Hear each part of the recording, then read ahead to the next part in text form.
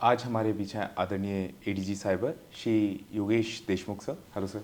हाय। Sir, तो जैसे कि आप साइबर के एडीजी हैं तो सर उसी से रिलेटेड मैं आपसे कुछ सवाल पूछना चाहूँगा। ज़रूर।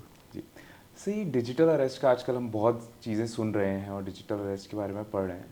सर, ये डिजिटल अरेस्ट क्या होता है, ये कैसे होता है? ये नहीं, एक कॉइन थोड़ा फेमस हो गया है जिसे डिजिटल अरेस्ट लोग कह रहे हैं। बेसिकली एक फ्रॉड करने का तरीका है, लोगों को बहकावे में लेके उनसे पैसे ऐंठने का तरीका है। जनरली इसमें यही होता है कि अनजान कॉल आ जाएगा, उनके झांसे में अगर आप आ जाते हैं तो फिर आपको वो धीरे धीरे धीरे अपने घेरे में लेते हैं। नॉर्मली स्टार्ट करते हैं आपको भय दिखाकर कि आपका मोबाइल नंबर किसी क्राइम में मिल गया है, आपका आधार कार्ड ऐसे पार्सल में रिलेटेड है जिसमें ड्रग्स मिल गए हैं, तो आपको एक भय दिखाते हैं। भय दिखाने के बाद वो कई बार शुरू में आदमी व्यक्ति नहीं डरता है, लेकिन उनकी सोशल इंजीनियरिंग, जितने भी फ्रॉडस्टर्स हैं, क्राइम करने वाले लोग हैं, उन्होंने बड़ा एक्सपर्टीज़ डेवलप कर ली और आपको कन्विंस करके वो डरा ही देते हैं काफ़ी लोगों को। और जो जो डर जाता है, उनकी झांसे में आ जाता है, उनसे धीरे धीरे वो उनकी सारी इन्फॉर्मेशन लेना शुरू कर देते हैं। उसके बाद फिर उनको एक इन्फॉर्मेशन इसलिए ले पाते हैं कि कह देते हैं कई बार कि अगर आपने इन्फॉर्मेशन नहीं दी तो आपको इमीडिएटली पुलिस बाहर आके अभी पकड़ लेगी, और अगर आप ऐसा नहीं चाहते हैं तो आप हमारे साथ कोऑपरेट करिए, हमारे साथ कोऑपरेट करिए, आप आइए, हम वीडियो कॉल में ले लेते हैं और आपका सारा जितना बैंक अकाउंट हमको सैनिटाइज़ करना पड़ेगा। हमारे पास अलग अलग पीछे बैकग्राउंड में वो ऑफिस बना लेते हैं, जैसा लगता है कि वाकई पुलिस बनकर वो आपसे बात कर रहे हैं। कभी ईडी का ऑफिस बना देंगे, कभी पुलिस का ऑफिस बना देंगे, कभी सीबीआई का ऑफिस बना देंगे, और वीडियो कॉल में ऐसा लगेगा कि वाकई आप किसी सरकारी एजेंसी से बात कर रहे हैं। वो आपको किसी भी तरीके से कन्विंस करके आपसे आपकी सारी इन्फॉर्मेशन निकालते हैं, और वो आपको अपने जगह से हिलने नहीं देते हैं। तो बेसिकली वो जो टर्म है कि आप अपनी जगह से हिल नहीं पाते हैं, आपको इतना डरा देते हैं कि अगर आप हिले तो बाहर पुलिस पकड़ लेगी, तो आप एक ही जगह बंद रहते हैं, उसी को वो टर्म आ चुका है डिजिटल अरेस्ट, जो कहने का है। बेसिकली अल्टीमेटली एक फ्रॉड करने का तरीका है ये। जी।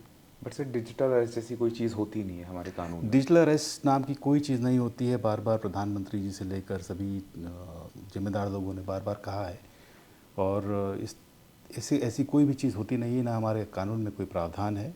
इसीलिए बार बार लोगों को हम समझाइश देते हैं कि ऐसे किसी भी डर भय में आकर कोई भी अपने पर्सनल इन्फॉर्मेशन आप शेयर ना करें। एंड सर, हम लोग बहुत जैसे सर आजकल एक मतलब कई सारे तरीके के फ्रॉड्स होते हैं, जिसमें एक आपने हमको डिजिटल अरेस्ट के बारे में बताया। सर, एक और तरीके का होता है, कोई फाइल्स होती हैं डॉट APK फाइल्स जिसको बोला जाता है, और वो हमारे फ़ोन में किस तरीके से आ जाती हैं, क्या उसका क्या चीज़ें होती हैं, कैसे वो फ़ोन में डाउनलोड हो जाती है, उससे कैसे हम बच सकते हैं? देखिए, साइबर क्राइम एक ऐसी दुनिया है जहाँ पे निरंतर तरीके बदलते रहते हैं। जैसे पूर्व में एक अन्य तरीके से होता था, फिर बीच में डिजिटल अरेस्ट मान बन के आया, अब APK फाइल्स बन के आ रहा है। आपने सुना होगा, देखा होगा, महसूस किया होगा। कई बार मोस्टली जो कॉमन तरीका है वो मैरिज कार्ड इनविटेशन जो आपके मोबाइल ऐप्स पे आते हैं, मोबाइल फ़ोन्स में आते हैं, उसमें एक APK फाइल्स की नाम की फ़ोल्डर होता है। APK फाइल्स इन जनरल एक सिस्टम है जिसमें एंड्रॉयड फ़ोन जो भी होते हैं उसमें वो आवश्यक होता है पूरे सिस्टम को रन करने के लिए। लेकिन एक ऐसे APK फाइल्स होते हैं जो मैलवेयर भी होते हैं। इसीलिए जैसे ही अगर आप किसी अनजान सोर्सेज से, अनसिक्योर नेटवर्क से आपने उसको डाउनलोड कर लिया, तो आपकी बहुत सारी पर्सनल इन्फॉर्मेशन चली जाती हैं। कई बार आप ऐसे मैलवेयर्स होते हैं जो आपके फ़ोन को टेक ओवर कर लेते हैं।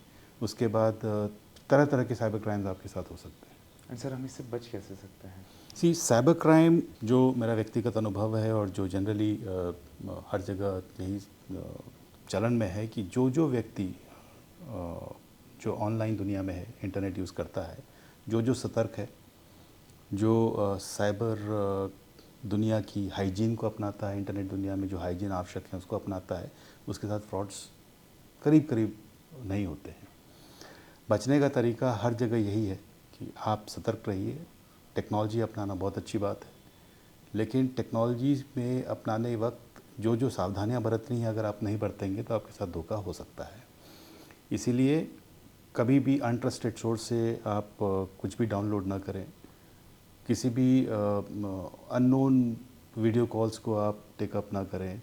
ये आदि आदि बातें अगर आप सतर्क रहते हैं, जनरली APK फाइल्स के लिए विशेष कर ये है कि आप किसी से भी अनट्रस्टेड नेटवर्क से या किसी भी अनट्रस्टेड फाइल को आप डाउनलोड मत करिए। और कहीं से भी आपके पास मैसेज आता है APK फाइल का, तो आप कॉल बैक करके पहले वेरीफाई कर लीजिए। और अगर आप ऐसा आप सतर्क रहेंगे तो आपके साथ धोखा होने की संभावना नगण्य रहेगी। सर म्यूल अकाउंट एक टर्म हम बहुत कॉमनली आजकल सुन रहे हैं, तो सर ये म्यूल अकाउंट्स क्या होता है? देखिए, किसी भी साइबर क्रिमिनल को अपने अपराध को अंजाम देने के लिए कुछ तरीके अपनाता है, और साइबर क्राइम इसलिए भी बढ़ रहा है कि वो जो क्रिमिनल है वो महसूस करता है कि उसकी उसकी पहचान सामने नहीं दिख रही है, वो छुपा हुआ है, किसी उसके पास पर्दे हैं, अनजान दुनिया से व्यक्ति से बात करके उसको ठग ले पा रहा है। तो अल्टीमेटली ट्रांजैक्शन जो ऑनलाइन में होगा वो बेसिकली इंटरनेट के माध्यम से ही होगा, डिजिटल ट्रांजैक्शन ही होंगे, तो नॉर्मल फ्लो में आएगा। अब डिजिटल ट्रांजैक्शन के लिए बैंक अकाउंट होने का आवश्यक है, बिना बैंक अकाउंट के डिजिटल ट्रांजैक्शन हो नहीं पाएंगे। तो क्रिमिनल क्या सोचता है कि मेरे पास ऐसे अकाउंट हैं जिसमें मैं आइडेंटिफाई ना हो पाऊँ। मैं अपने अकाउंट में अगर पैसे ठगी के पैसे लेता हूँ तो नेचुरली आइडेंटिफाई हो जाऊँगा। इतने सारी जो एजेंसीज़ हैं, गवर्नमेंट की इन्फोर्समेंट एजेंसीज़ हैं, वो आपको पकड़ लेंगी। तो वो चाहता है कि मैं एक ऐसा अकाउंट यूज़ करूँ, बैंक अकाउंट यूज़ करूँ, ऐसे बैंक अकाउंट में ठगी के पैसे मांगूँ या मंगवाऊँ जहाँ से वो इन्फोर्समेंट या पुलिस जो एजेंसीज़ हैं अगर वो पहुँचे भी तो वो मेरे तक ना पहुँच पाए, कहीं और तक पहुँच ट्रैक ना कर पाए, ट्रैक ना कर पाए। तो वो करते क्या है, अब एक काइंड ऑफ बड़ा नेटवर्क सा डेवलप हो रहा है, ऑर्गेनाइज टाइप से ये क्राइम होने की ओर बढ़ रहा है।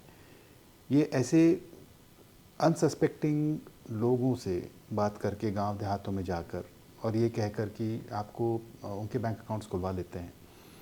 कई बार उनको ऐसे स्कीम्स के बारे में भी कि हम सरकारी स्कीम्स वगैरह लॉन्च करने वाले हैं, आप अपना डिटेल दे दीजिए, उस डिटेल से बैंक अकाउंट खुलवा लेते हैं।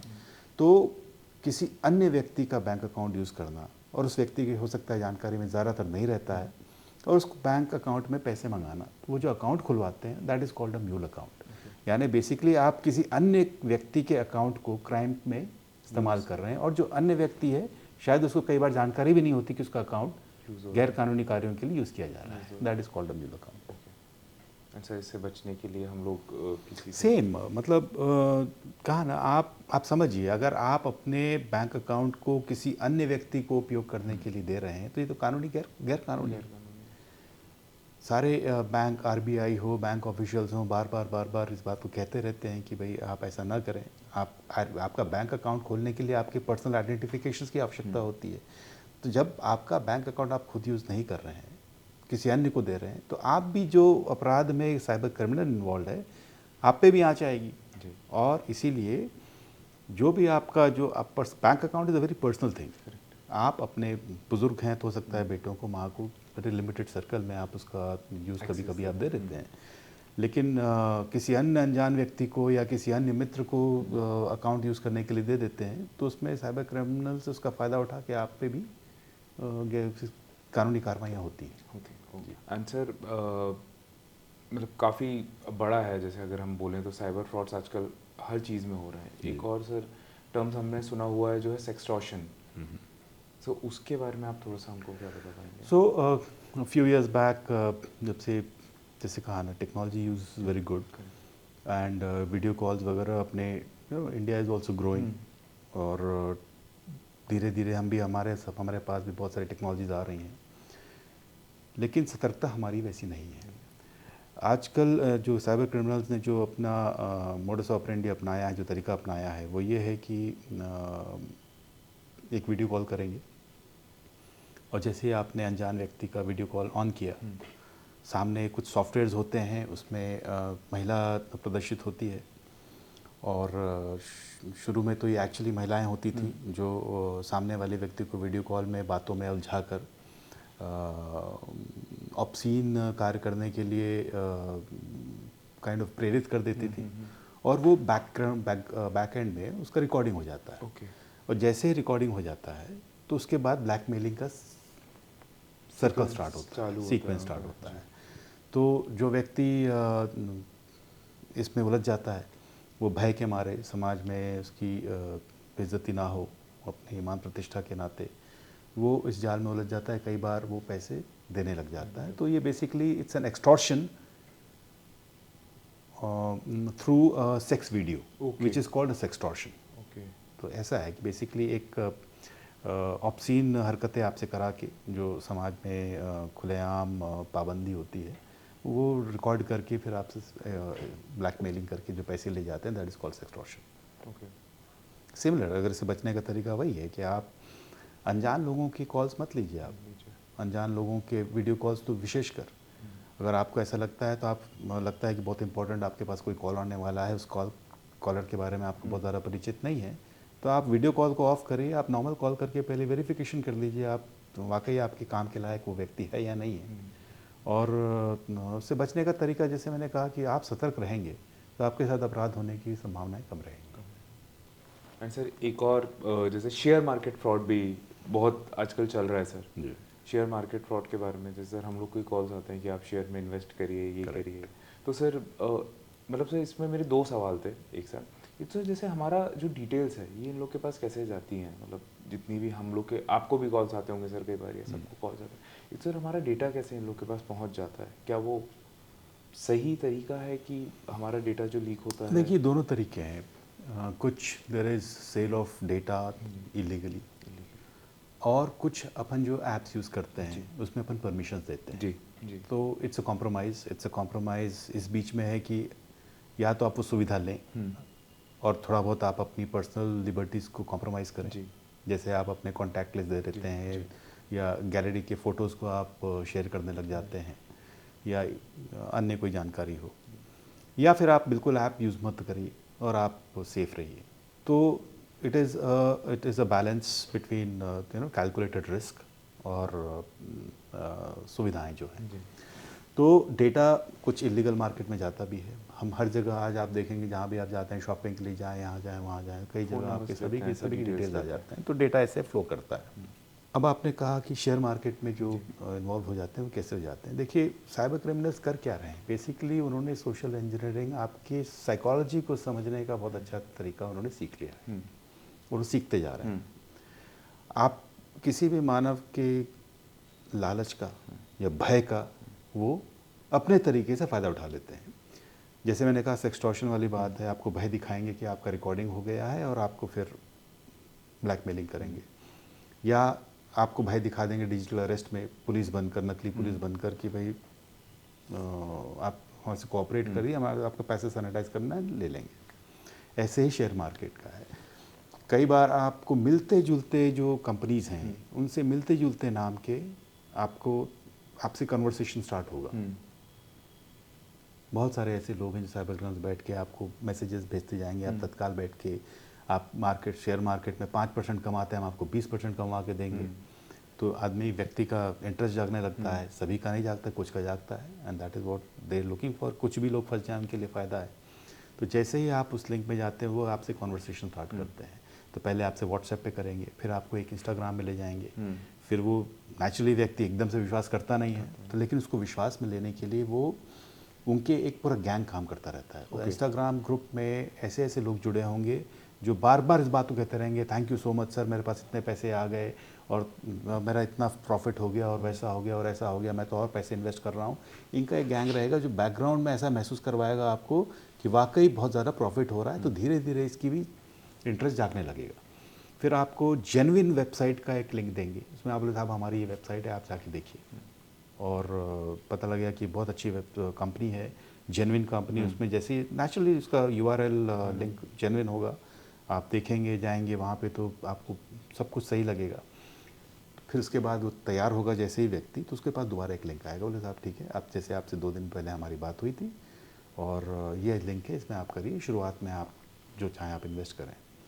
वैसे ही वो जो लिंक होगा मिलता जुलता कंपनी से होगा, ओरिजिनल कंपनी से, लेकिन उसमें it will not be original, कुछ ना कुछ वो फेक वेबसाइट होगी, स्पेलिंग आगे पीछे आगे करके पीछे कुछ। होगी, कोई डॉट होगा, कोई लेटर ऊपर होगा, नीचे होगा। तो जैसे ही आप उस फेक वेबसाइट पे जाएंगे, आपके सारे डिटेल्स आप अपने भरने लग जाएंगे, और आपको ऐसा लगेगा कि इन्वेस्टमेंट जो आपका है वो बढ़ते जा रहा है। आज आपने 100 रुपये इन्वेस्ट किए थे, यार अचानक से मेरे 200 हो गए, 200 के 500 हो गए। शुरुआत में आपसे कम इन्वेस्ट कराएंगे, करते करते करते मैंने देखा है लोगों को, वेल एजुकेटेड लोगों को 2.5-3 करोड़ रुपए इन्वेस्ट करते हुए, और फिर फाइनली जब आप पैसे अपने वापस मांगते हैं तो सब आपका लिंक हट जाता है, वो इनकॉग्निटो हो जाते हैं, गायब हो जाते हैं। फिर नेचुरली फिर आप परेशान होकर पुलिस के पास आते हैं, फिर इन्वेस्टिगेशन स्टार्ट होता है। जी, ये है बेसिकली शेयर मार्केट फ्रॉड्स। अच्छा, इसी से सिमिलर शायद टेलीग्राम टास्क फ्रॉड भी इसी से रिलेटेड है। सिमिलर है, अगेन फिर वही एक ही चीज़ है, फिर आपके वो ग्रीड का फ़ायदा Greed. उठाते हैं, या तत्कालिक आपको लगता है कि मैं एक्स्ट्रा काम करके कुछ पैसे कमा लूँ, तो आपको लाइक्स के देंगे, शुरू में कुछ पैसे वापस भी आएंगे, और उसके बाद फिर जैसे ही आप ज़्यादा उसमें घुसे, वो आपके साथ फ्रॉड हो जाएगा, आपके पैसे लौटते नहीं। सिर्फ इस पर पूरा पॉइंट ये है कि आप अनजान व्यक्ति से इंटरेक्शन, फाइनेंशियल इंटरेक्शन आपका नहीं होना चाहिए। जैसे ही आपको कोई इन्वेस्टमेंट की बात करता है, पैसे ट्रांसफ़र की बात करता है, या धमकाता है पैसे लेने के लिए ऑनलाइन, आपको एकदम सतर्क होना चाहिए और हिम्मत दिखाकर आपको उसको पहली बात एग्जीक्यूट नहीं करना चाहिए। और कभी ऐसी घटना घटती है तो आप आइए, पुलिस के पास आइए, हम आपकी मदद करेंगे। मतलब सर बेसिकली जिस्ट ये है कि लोभ लालच डर जो आप लोग बोलते हैं। एग्जैक्टली, और यही बॉटम लाइन है, इसी का ये अन्यथा फ़ायदा उठा रहे हैं, और ये हज़ारों लोगों को रोज़ फ़ोन लगाते हैं, उनके पास 5-10 भी अगर उनकी झांसे में आ गए तो उनका काम बन जाता है। तो ये नेटवर्क साइबर क्राइम की दुनिया का बहुत तेज़ी से बढ़ रहा है, और हम यही आशा करते हैं लोगों से, हम बार बार एडवाइजरी जारी करते हैं, please do not share your personal information. जैसे ही कोई आपसे पैसे मांगता है तो आप सतर्क हो जाइए, पहले वेरीफाई करिए व्यक्ति जेन्युइन है नहीं है। अनजान दुनिया में इंटरनेट के माध्यम से जो आपके पास जानकारी आ रही है वो सब अनवेरीफाइड है, तो उस पर आप एकदम से विश्वास मत करिए। और आप पूछिए आपका ऑफिस कहाँ है, हम आपके ऑफिस में आके आपसे बात करते हैं। थोड़ा सा आपको शुरुआत में लगेगा कि भाई डिस्कम्फर्ट है, लेकिन आपके डिस्कम्फर्ट से हो सकता है आपके हज़ारों लाखों करोड़ों रुपए बच जाएं। तो अगर आप सतर्क रहेंगे, अनजान व्यक्तियों से आप एकदम वार्तालाप करके अपनी पर्सनल इन्फॉर्मेशन शेयर नहीं करेंगे, पासवर्ड्स अपने स्ट्रॉन्ग रखेंगे, तो आपके साथ धोखा होने की संभावना कम है। सर पासवर्ड से ही एग्जैक्टली मेरा नेक्स्ट क्वेश्चन वही था कि सर हम लोग बड़े सिंपल पासवर्ड रख देते हैं 1 2 3 4 5 6, या जैसे हमारी डेट ऑफ बर्थ तो नाम रख दिया 1 2 3 लगा दिया। तो सर हमें पासवर्ड किस टाइप से रखने चाहिए? सी मार्केट में पासवर्ड ब्रेकर्स के बहुत से एल्गोरिदम्स ऑलरेडी मार्केट में हैं जी। तो अगर आप इतना सिंपल पासवर्ड रखेंगे तो सिस्टम ऑटोमेटिकली उसको रन करके प्रेडिक्ट करके आपका फ़ोन खोल भी लेगा, आपके सिस्टम को खोल लेगा। इसीलिए कहा बड़े इजी हो जाता है प्रेडिक्ट करने के लिए, क्योंकि मशीन है, मशीन प्रेडिक्शन कर देती है। इसीलिए जब आप कॉम्प्लिकेटेड पासवर्ड रखते हैं तो कोई भी बाहर का मशीन उसको ब्रेक करने में इतनी आसानी नहीं होती हो है। पाएगा। तो और दूसरा है, चलो मान लीजिए मशीन नहीं भी यूज़ हो रहा है तो जो व्यक्ति है वो जानता है कि आप लापरवाह हैं, आपने बड़े इजी पासवर्ड रख दिए हैं, तो वो बड़ा इजीली ब्रेक इन कर जाता है। एक बार आपका सिस्टम कॉम्प्रोमाइज़ हुआ, मोबाइल फ़ोन कॉम्प्रोमाइज़ हुआ, आपके सारा पर्सनल डेटा बाहर चला गया, तो फिर उस साइबर क्राइम की दुनिया में आपके साथ किस लेवल तक का धोखा होगा, ये दुर्भाग्य वाली बात है। एंड सर लोग पुलिस के पास जाने में भी डरते हैं जी, बहुत ज़्यादा। और कई लोगों को सर ये भी नहीं पता होता है कि जाना कहाँ है। मतलब जैसे छोटे गांव के लोग हो गए या कस्बे के लोग हो गए, जैसे मैं बहुत छोटे शहर का हूँ, तो अब हम पहले तो हम सोचेंगे कि हमारे साथ हो गया, फिर हम उसको डाइजेस्ट ही नहीं कर पाएंगे, और फिर हम ये भी नहीं बताएंगे कि दुनिया में कि हम बेवकूफ़ साबित हो जाएंगे कि हमारे साथ फ्रॉड हो चुका है। करेक्ट। सेक्सटॉर्शन वाली चीज़ में हम नहीं बता सकते कि हमारे साथ क्योंकि उसमें सर इज्जत वाली चीज़ आ जाती है। तो सर हमको कहाँ जाना चाहिए कंप्लेन लेकर अपनी? क्या साइबर थाने अलग होते हैं या हम नॉर्मल थाने में जाएं, वहीं पर कंप्लेन हमारी रजिस्टर हो जाएगी, या कोई ऑनलाइन पोर्टल है या नंबर है, हम कहाँ हमको जाना चाहिए सर? साइबर क्राइम को लड़ने के लिए पूरे भारत सरकार में और मध्य प्रदेश सरकार में बहुत सी व्यवस्थाएं हैं। जैसे ही कभी दुर्भाग्यवश आपके साथ फाइनेंशियल फ्रॉड हो जाता है, आपके पैसे ऑनलाइन कहीं गलत जगह ट्रांसफ़र हो जाते हैं, गलत in the sense cyber fraud हुआ हो, जी। तो आप तत्काल, आपको बिना समय गवाए 1930 हेल्पलाइन नंबर है भारत सरकार की, उसमें कॉल करना है। और उस कॉल करने के बाद आपकी जो इन्फॉर्मेशन हैं वो बाकायदा जो पीछे बैक एंड में जो सुन रहे होंगे कॉल, वो लेंगे और डिटेल्स अपलोड करके उसमें फिर वो जो आगे की प्रक्रिया है कि पैसे ट्रांसफ़र और आगे ना हो पाएँ, अगर आपने जल्दी कंप्लेन कर दी तो हो सकता है कि पैसे आपके बच भी जाएं। ओके। तो ये गोल्डन मिनट्स होते हैं, फ्यू मिनट्स होते हैं, कि वरना क्रिमिनल्स करते क्या है कि एक बैंक अकाउंट से ट्रांसफ़र हुआ, जैसे ही आपने किया वो फटाफट कई बैंक अकाउंट में निकल जाता है और कई जगह विड्रॉ भी हो जाता है। इसीलिए समय इंपॉर्टेंट है। तो आपके साथ जैसे ही अगर फाइनेंशियल फ्रॉड हुआ, आपके पैसे गए, आप इमीडिएटली 1930 में कॉल करिए, और वो बैक एंड में जो लोग सुन रहे हैं उसमें वो सिस्टम में डालेंगे और ऑटोमेटिकली प्रोसेस को स्टार्ट हो जाते हैं। मान लीजिए आपने नहीं किया, आप आइए किसी भी लोकल पुलिस स्टेशन में आइए, मध्य प्रदेश के हर एक पुलिस स्टेशन में, हर थाने में हम साइबर डेस्क खोलने जा रहे हैं। ओके। और हम ट्रेनिंग हमारे मध्य प्रदेश पुलिस के सभी जवानों को हम लगातार दे रहे हैं। आप जाइए और अपने कुछ इन्फॉर्मेशन होती हैं, कुछ जिसके माध्यम से आपके साथ फ्रॉड हुआ है, इसमें कुछ फुटप्रिंट्स होते हैं, वो आपसे मांगते हैं, आप लेके जाइए अपना मोबाइल फ़ोन हो या लैपटॉप हो या कंप्यूटर हो और वो इन्फॉर्मेशन शेयर करिए। फिर एक सिस्टम एक्टिवेट हो जाता है। मान लीजिए आप ये दोनों नहीं कर पाते हैं, तो आप घर बैठे cybercrime.gov.in भारत सरकार की एक वेबसाइट है, उसमें आप इमीडिएटली अपने कंप्लेंट को रजिस्टर करवाइए और वो कंप्लेंट फिर थानों में पहुंच जाती है ऑनलाइन ही, और उस पर प्रक्रियाएँ स्टार्ट हो जाती हैं। तो ये कई तरीके हैं, और उसके बाद लगता है कि आपको उसके बाद भी आवश्यक कार्रवाई नहीं हो पा रही, आप वरिष्ठ अधिकारियों से मिली। फाइनेंशियल फ्रॉड जो साइबर क्राइम के होते हैं उनमें समय लगता है, आप एकदम से ओवरनाइट रिजल्ट एक्सपेक्ट मत करिए, क्योंकि पूरा जो मुलजिम होता है वो अनजान होता है, उसके बैंक अकाउंट्स म्यूल अकाउंट्स होते हैं, यानी किसी अन्य व्यक्ति के नाम के होते हैं, वो जो मोबाइल फ़ोन यूज़ कर रहा होता है वो भी किसी अन्य व्यक्ति के नाम से होते हैं। तो इस आसान इन्वेस्टिगेशन नहीं होते हैं, लेकिन बहुत से केसेस पुलिस सॉल्व करती है और लोगों को न्याय दिलवाती है। तो इसीलिए again I will repeat, financial fraud जैसे ही होता है, पैसे आपके आप गंवा देते हैं फ्रॉड में, तो आप 1930 कॉल करिए, या किसी भी लोकल पुलिस स्टेशन में जाइए, या जो मैंने आपको वेबसाइट बताई cybercrime.gov.in, वहाँ आप कंप्लेंट करिए।